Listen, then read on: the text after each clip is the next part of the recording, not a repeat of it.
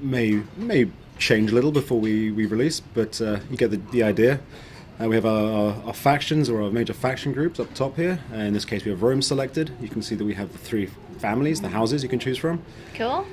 Now, each major faction, that is Carthage or Rome, or each faction group, Eastern Empires, Britannic tribes, Gallic tribes, successor kingdoms, and Germanic tribes, have a sort of a unifying faction trait. Now, in the case of the Romans, they get this little experience gain rate boost to their heavy infantry, and they get some food production bonus across their provinces. Everyone likes bread. Everyone likes bread, and circuses. Yeah. And then these remaining three traits are actually specific to whichever faction or family you pick. So in the case of these guys, the Cornelia, we have they're great administrators, obviously important statesmen within Roman politics, so you get a little tax bonus. They were very fond of Greek people, so you have this little Philhellenic diplomatic bonus with all Greek factions. Sweet. But also they're a bit up themselves and don't care much for the little man, so they get some public order issues in their regions and provinces. Some riots going. Now Julia, which is Caesar's house, of course, again they'll have the Roman legions and the bread and circuses, but they also have a Romanization bonus, which means they can convert provinces to Latin culture a lot faster than the other two families can. Countered by their drawback, which is the fact that no one really likes them because they're so keen on crushing everyone's everyone's culture, that they get some penalties to public order there.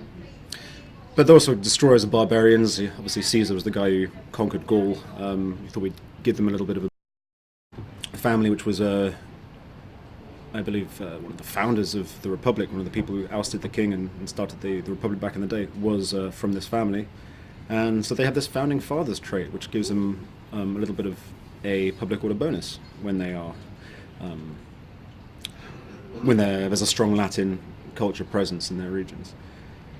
Not very good on the political scene, so they have a bit of a penalty. It makes it a bit harder to play as them if you're looking to make friends in other factions. But like I say, you have this little bonus to your own territory, so you're all right. Not very good at making friends then.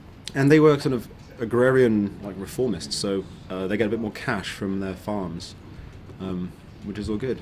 And yeah, I mean, you can see something similar with Carthage. We have the Hananids, the Magonids, the Barkids, and they all have similar things. So they'll have two traits that are common to them, and then the rest will sort of change. And now we have different victories as well, right? We do indeed.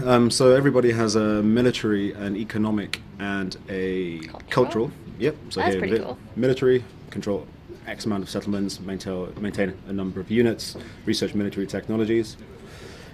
In the case of the Carthaginians here, they have the additional fact they need to maintain naval units rather than just any old unit, because they were known as a naval power.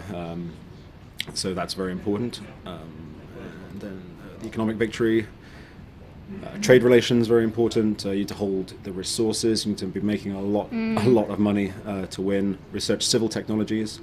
So would you say some victories are harder to do than others? Or are they just styled differently? Well, I think it depends how your campaign evolves. The fact is, you're not actually tied into any one victory condition. You're sort of playing along. You might be thinking, I'm going to crush my enemies, and you're going for it. And then along the way, you think, well, I'm actually having a very hard time of it, but I'm making a load of cash. Yeah. And I have all these important resources, and I've got these regions, so maybe I'll just consolidate and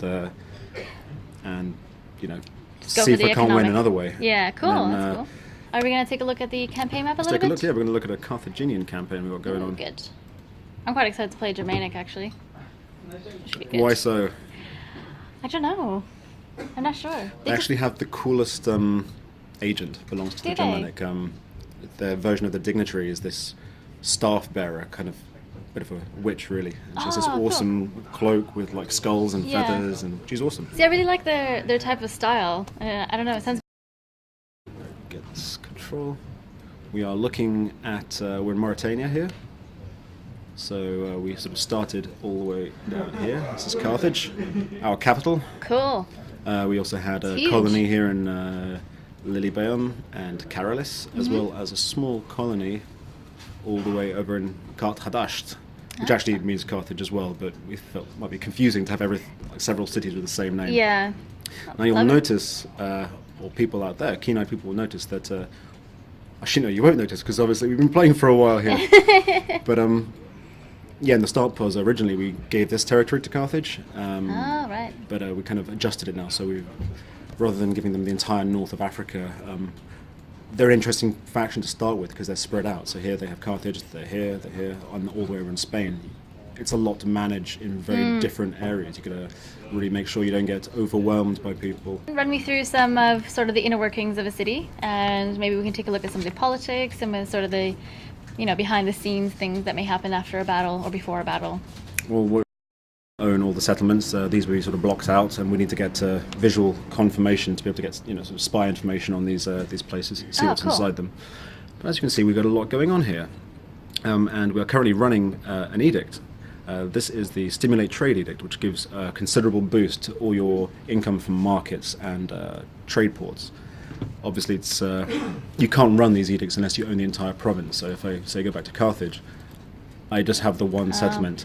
I can max this out as much as I want, but unless I secure control of the other regions here, I'm not going to be able to just boost it with that extra bit of that extra sweetener that is the edict. So here, obviously, we want to make money.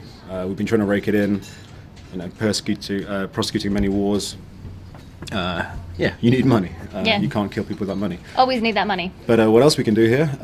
We can rally the mercenaries. Now, the Carthaginians were very much known for their use of mercenaries. Their civilian fighting force was not very good. Lots of their own citizens were fighting in the navy. But so if you want to add to your mercenary units, you can, when you have an entire province, go to rally mercenaries. Look at the little green. Everyone's celebrating. Well, in this case, they're celebrating. That's a population buff. You can see there. If it's a military buff, it'll have red confetti. And cool. if you're making lots of money, then it'll be a gold one. Gold one. Yeah, so visual confirmation. You set off your edict, you get this confetti effect. You can see it across the map in other places as well, assuming other people are celebrating. But I think these guys are caused to celebrate. Now you'll see here that the Etruscan League have actually kicked the Romans out of Rome, which is quite an unhistoric turn, but hey, that's what this game's about. It's about creating the sandbox and exploring it. Making your own history. This list. Wow. See that Rome has been destroyed. Now there's lots of